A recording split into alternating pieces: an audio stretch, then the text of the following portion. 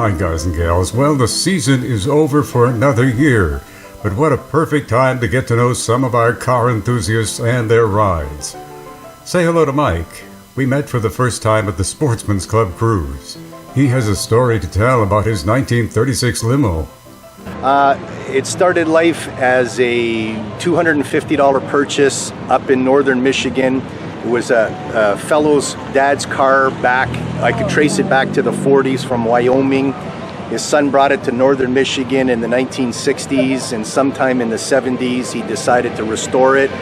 Dismantled into 10,000 pieces, and it was too overwhelming, and it sat in his garage for about 15 years, and he piecemealed it off. Somebody bought the motor and the transmission, somebody else bought the glass in the interior, somebody else bought all the wheels, and I ended up with just a shell of it for $250. Brought it back home, spent about 4 years on it, and finally finished it back together.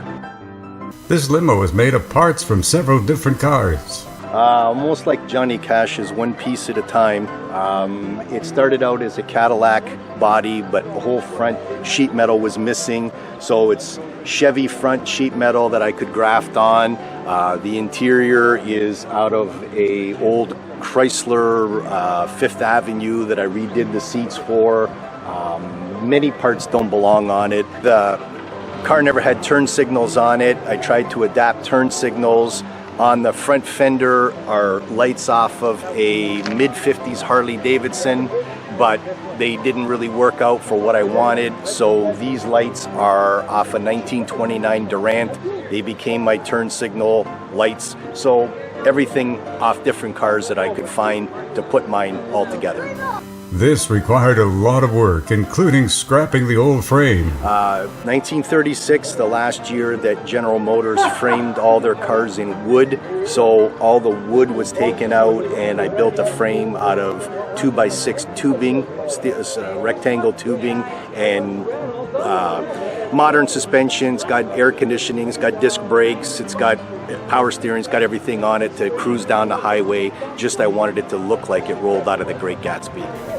Let's talk about the main body parts to build this car. Be a Cadillac shell in the back. Handmade, cut it in half, made it a little bit longer to make it into a limousine, and the front is 36 Chevy. Mike labels this car as a 36 Chevy. We talked about the engine. 350 small block, not a hot rod motor, just a motor big enough to pull the weight of the car around. They call this a bustleback because of the trunk configuration. Here's a wraparound look at this classic.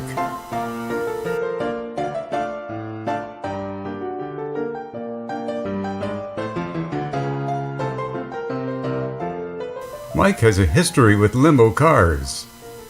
I was in the limousine business for 27 years, and I used this car for probably 18, and I had thousands of brides in it, and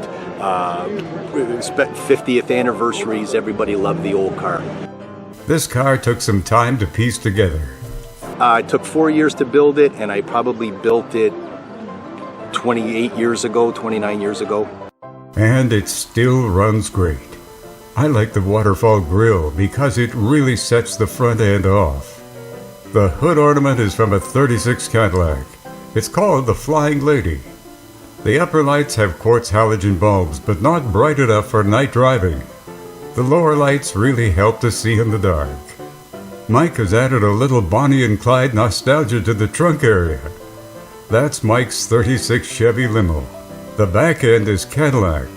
The front end is Chevy. Thanks to Mike for showing it off. And thanks to you for viewing. More interviews with car owners to come during the off-season. Until then, stay well.